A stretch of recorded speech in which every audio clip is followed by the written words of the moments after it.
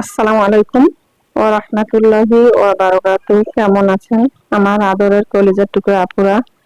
আল্লাহ সবাইকে ভালো সুস্থ রাখার তৌফিক দান করুন, এই দোয়া সব সময় করছি এবং আপনাদের দোয়া আশীর্বাদে আমিও ভালো আছি আলহামদুলিল্লাহ। আল্লাহর কাছে শুকরিয়া জানাচ্ছি। আপুরা, আজকে আমি লাউ শাক, ডিম ভাজি ও আলু দিয়ে আমি ডাল রান্না করব। তো এখানে আমি আলু সিদ্ধ করে নিয়ে আমি মিহিন করে নিয়েছি। এই দেখুন, মিহিন করে নিয়েছি এবং পানি দিয়ে মিক্সার করে নিয়েছি। আর এখানে আমি ডিম, 2টা ডিম তেলে ভেজে আমি নিয়েছি। এই দেখুন, আমি ডিম ভেজে নিয়ে রেখেছি। আর এখানে আমি লাউ শাক লবণ দিয়ে সিদ্ধ করে নিয়েছি। তো আপুরা, চলুন আলুর ডাল ডিম দিয়ে রান্না করানো যাক। আর এখানে আমি ধনিয়া পাতা কুচি করে রেখেছি। আপুরা, আমি চুলাতে একটা পাতিল বসিয়ে দিলাম। এবার আমি তেজপাতা দিয়ে দিচ্ছি, দিয়ে দিব সরিষার তেল। বিসমিল্লাহির রহমানির রহিম।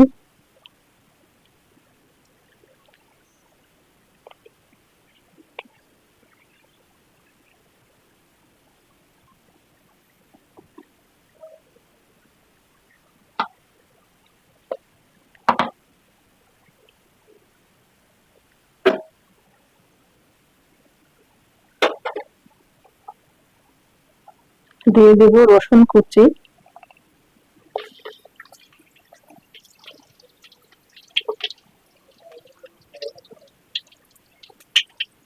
পেঁয়াজ কুচি দিয়ে দিব,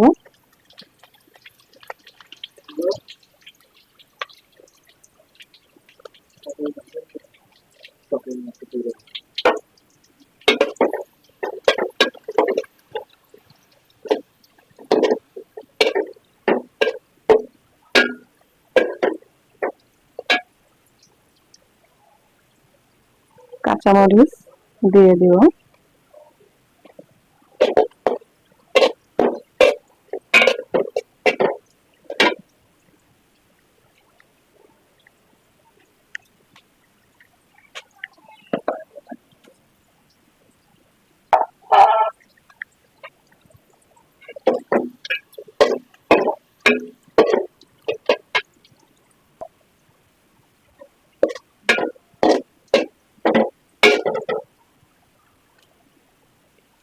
রসুন আর পেঁয়াজ একটু লাল করে নিচ্ছি।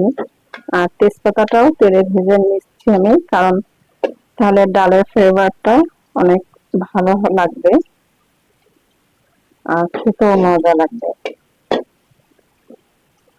আপনারা যখন আলু ডাল রান্না করবেন এইভাবে তেজপাতাটা তেলে ভেজে দিবেন, দেখবেন অনেক সুন্দর একটা ঘ্রাণ আসবে।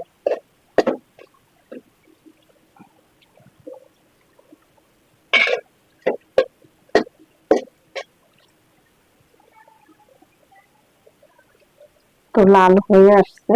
এবার আমি হলুদ গুঁড়ো, শুকনো মরিচ গুঁড়ো, লবণ আর একটু জিরা দিয়ে দিচ্ছি।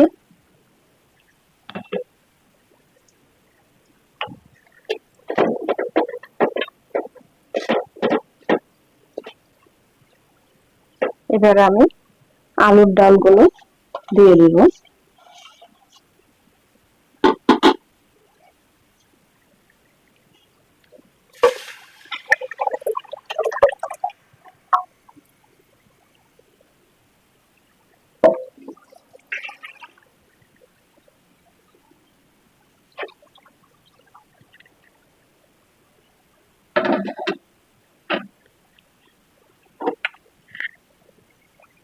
একটু নাড়াচাড়া করে দিচ্ছি।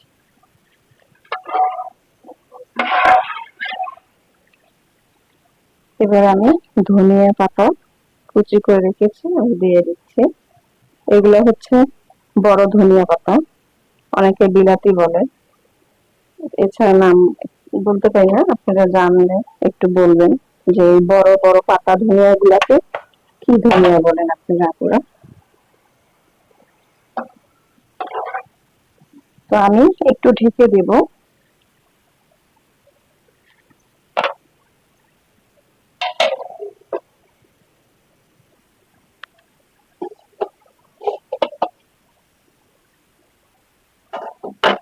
তারপরে আলুর ডাল বলক উঠে গেছে,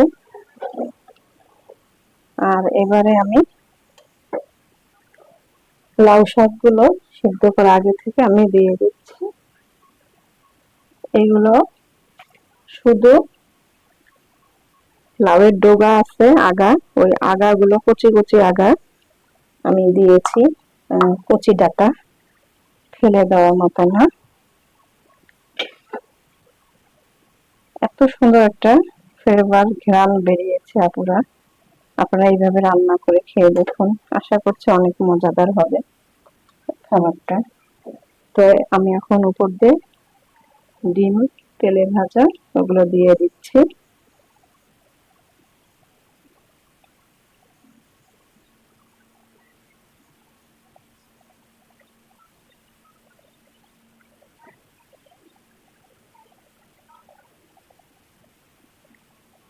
দিয়ে দিলাম ডিম তেলে ভাজানো।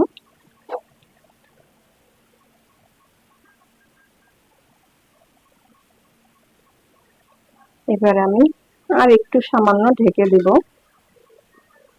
একটু বলক উঠলেই আমি নামিয়ে নিব।